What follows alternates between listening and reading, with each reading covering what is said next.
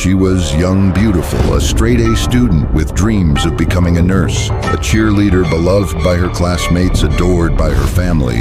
But just days after breaking up with her boyfriend, she was found dead in her own bed, shot while she slept.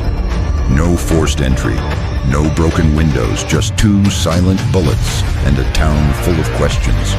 How did teenage love turn into something so deadly? What warning signs were ignored? And how far would someone go to keep control? This is not just a murder. This is a chilling descent into obsession manipulation.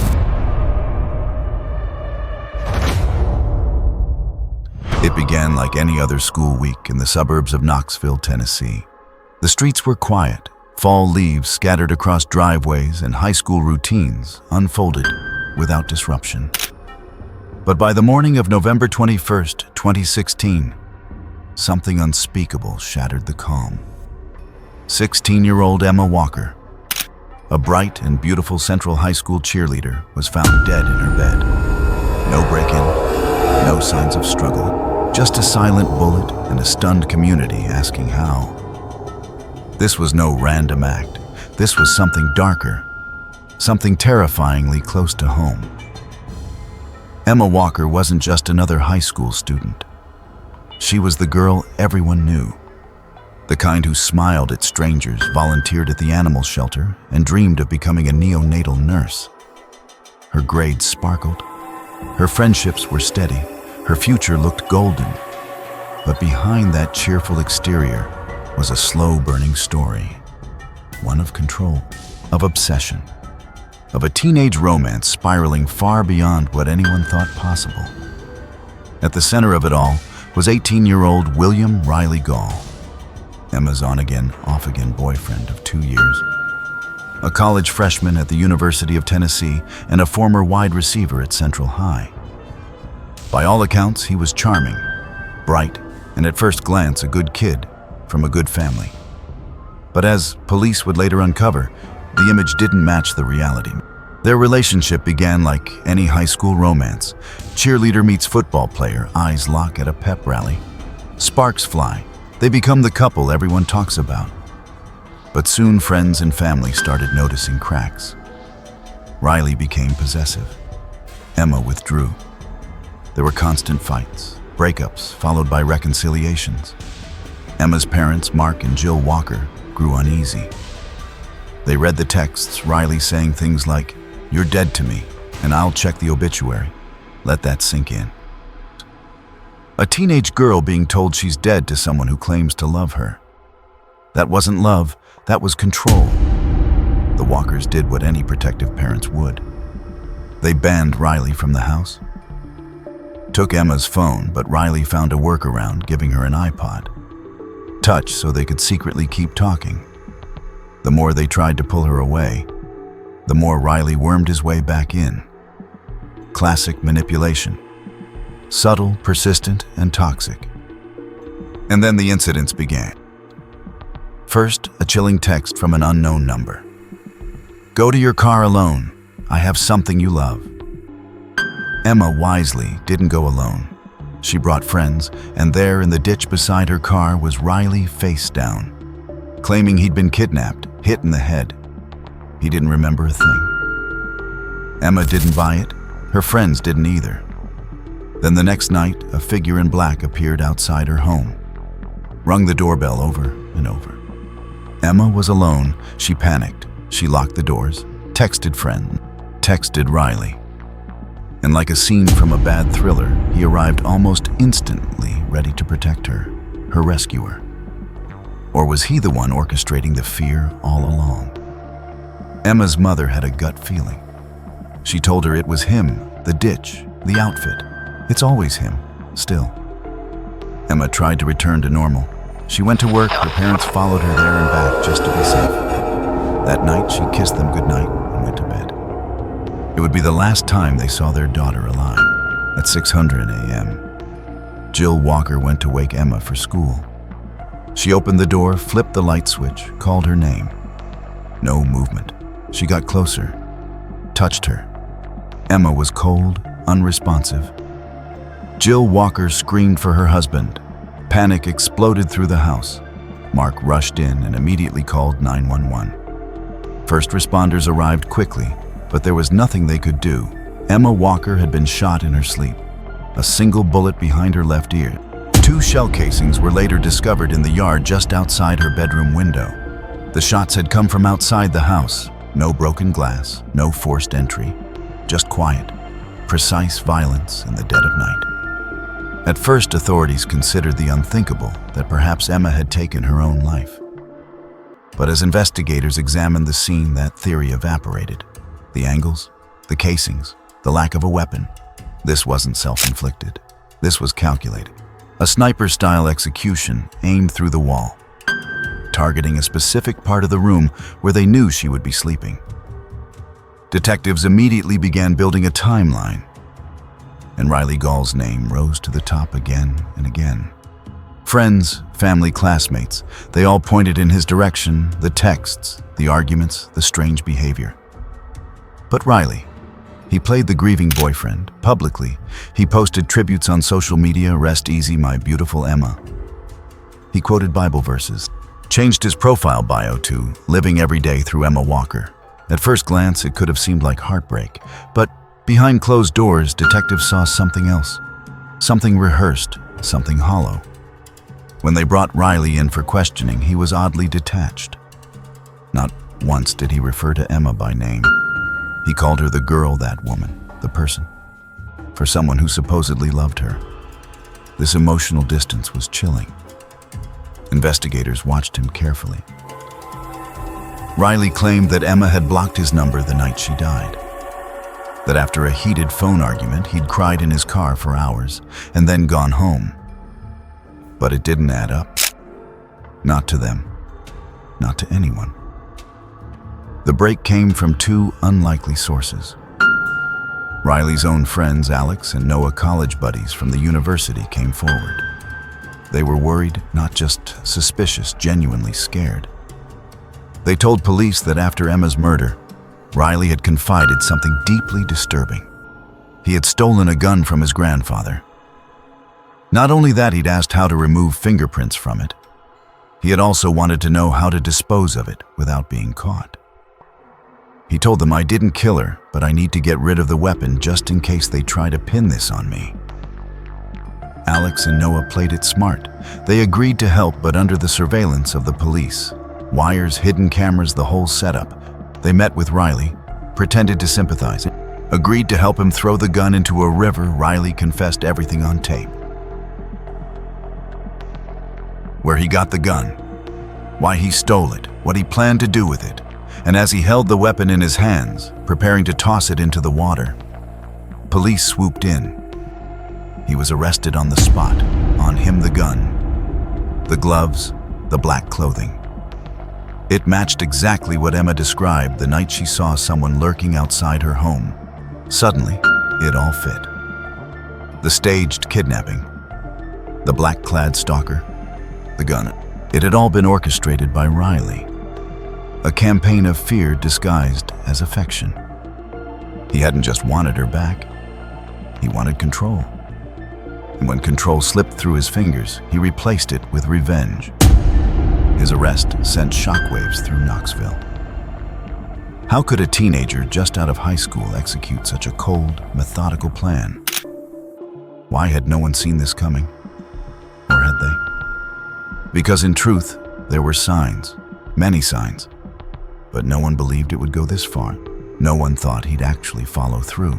The trial of Riley Gall wasn't just about facts, it was about fear, about manipulation, about how far one young man could go to maintain power over someone who no longer wanted him. During jury selection, it became clear that emotions would run high. Reporters filled the gallery. Emma's friends and family sat in rows behind the prosecution. Across from them, Riley now. 19 flanked by defense attorneys, trying to appear composed. The prosecution laid out a chilling narrative. They presented Riley as a young man obsessed with control, incapable of accepting rejection.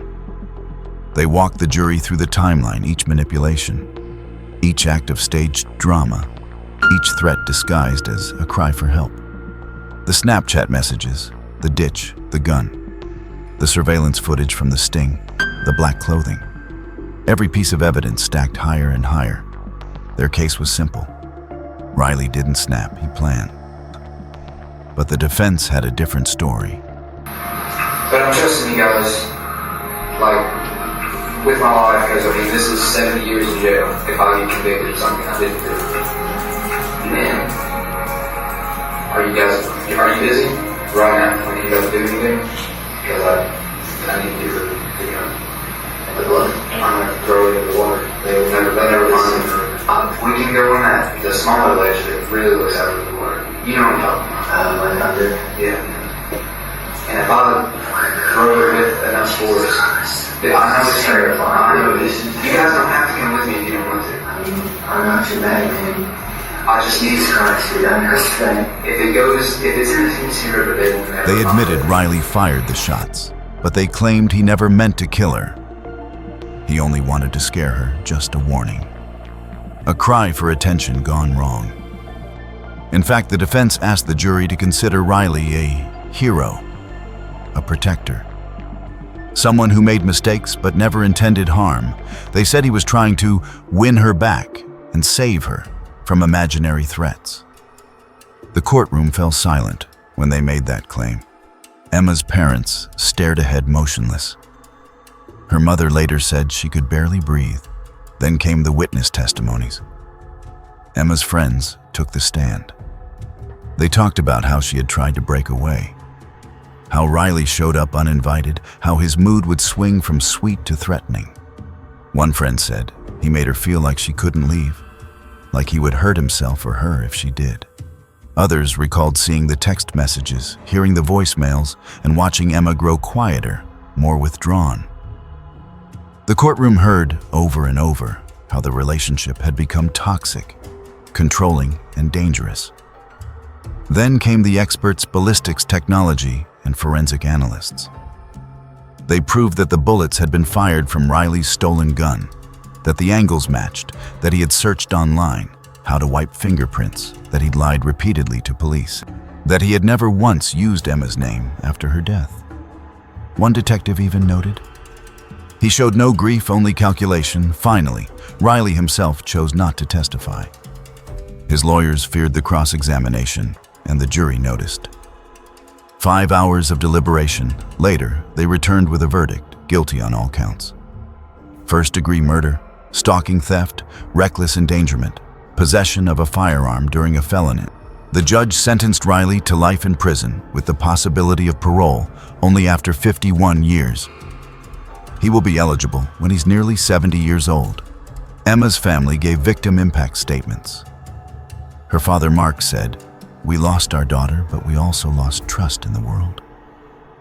How do you explain this to a younger sibling? How do you ever sleep again?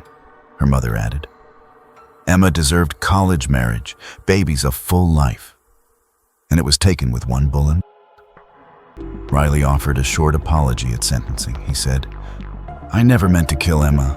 I just wanted to scare her. I'm sorry." But for many, it was too little, too late. The trial might have ended, but the story didn't. After the verdict, media outlets across the country picked up the case. Cheerleader murdered in her sleep. The headlines screamed.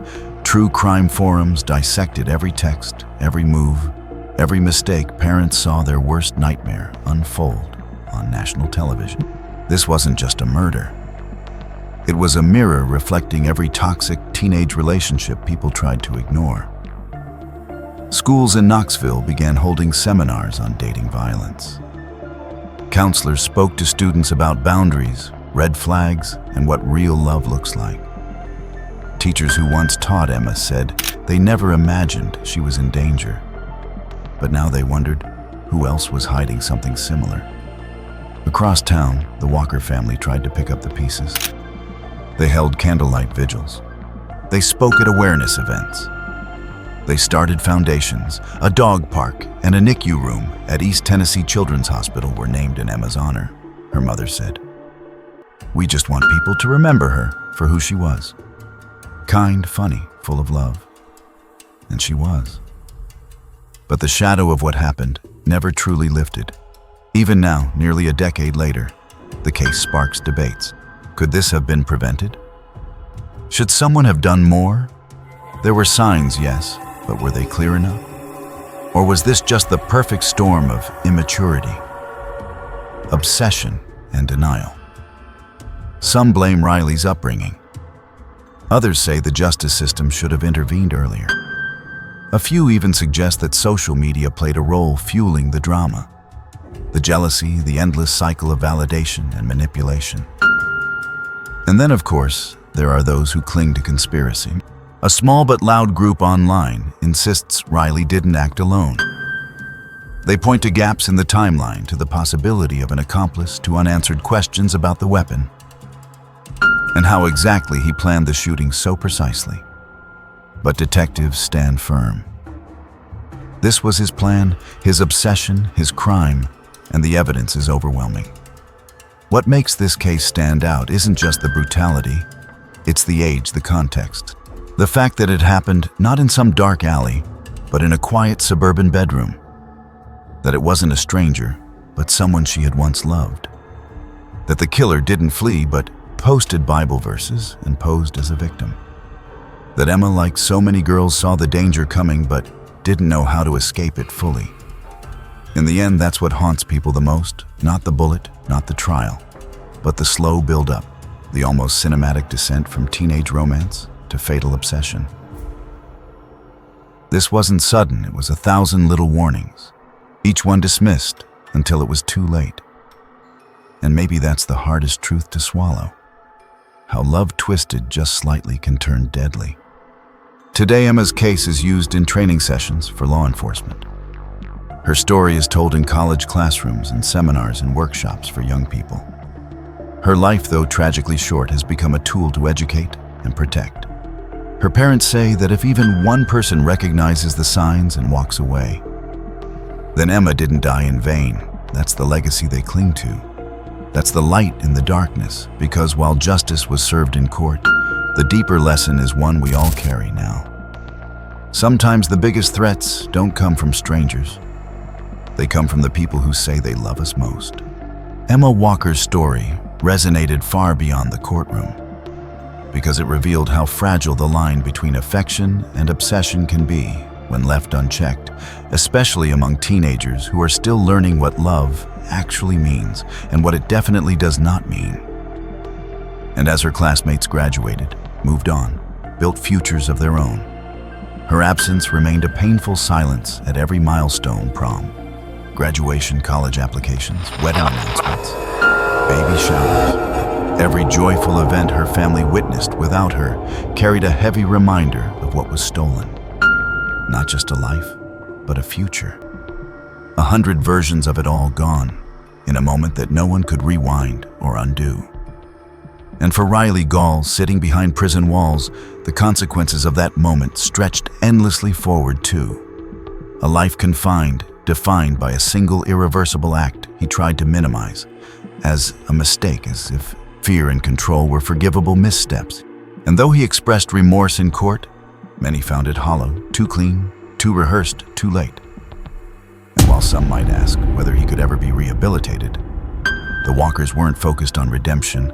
They were focused on prevention, on speaking out, on showing others what Emma couldn't say out loud when she was alive. And that's the heartbreaking reality. How many Emmas are out there right now caught in a web of sweet words followed by sudden anger? Of public affection masking private manipulation, of second chances given too often, of isolation disguised as protection. And the truth is, most victims don't even know they're in danger until it's too late.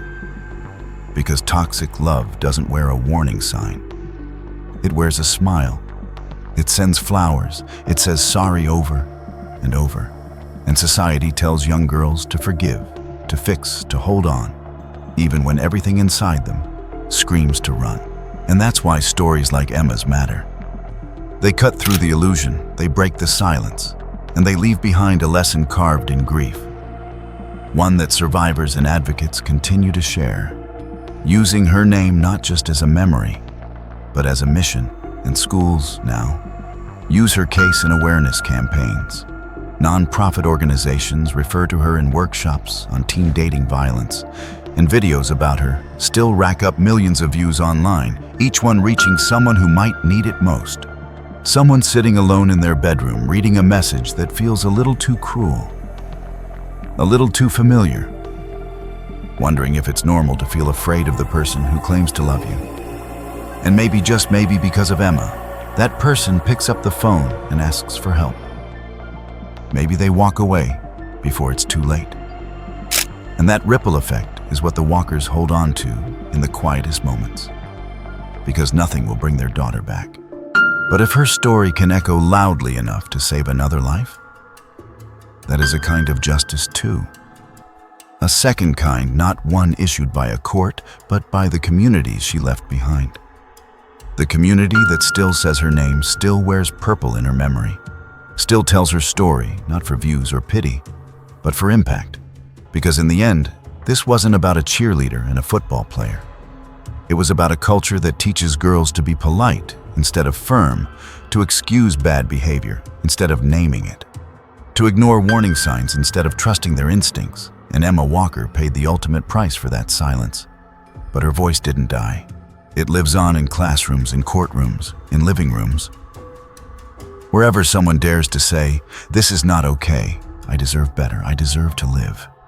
There's something deeply haunting about the final hours of Emma Walker's life. Not just because they were stolen from her in the quiet of her own bedroom, but because she had already sensed the danger. She had already tried to distance herself, to say goodbye, to choose peace over chaos. But when someone refuses to let go, when obsession disguises itself as devotion, even the bravest boundaries can become porous. And that's what makes this story echo long after the courtroom lights dim. Because it isn't only about one girl and one boy, it's about a pattern. A dangerous one, where love becomes a weapon, where apologies become distractions, where threats become normal. And if you speak to survivors of dating violence, they will tell you the same things. Emma's friends told investigators that the victim often doesn't realize how much danger they're in until it's far too late. And when they do, the people around them sometimes struggle to believe the worst could happen. Because how could someone so young, so seemingly put together, someone with friends and dreams and laughter in their voice, become the target of something so calculated and cold, and yet the facts don't lie? Emma's story is real, and it's final, and no amount of speculation or sympathy can reverse the tragedy. But we can honor it by examining how we talk to young people about relationships, how we model them, how we listen without judgment when someone says they're scared or uncertain, or tired of giving someone just one more chance. Because behind the headlines and the hashtags is a family that lost their daughter, a brother who lost his sister, and a future filled with what-ifs. And as communities across the U.S. continue to share Emma's story, the hope is that the next Emma will be heard sooner, believed faster, protected earlier, before a bullet becomes the only punctuation to a story that deserved so much more. And let's not forget the ripple of grief that cases like these cause, not just for the victim's loved ones, but even for those who barely knew her. Classmates, neighbors, teammates, people who maybe once passed her in the hallway or cheered with her at a game, who are now left with the question of whether they could have done more, said more, intervened more decisively. And while blame doesn't heal, accountability does, and awareness does, and education does. And that's the space where real prevention lives. Because we can't always predict who will become the next Riley Gall. But we can give our kids the tools to recognize him sooner.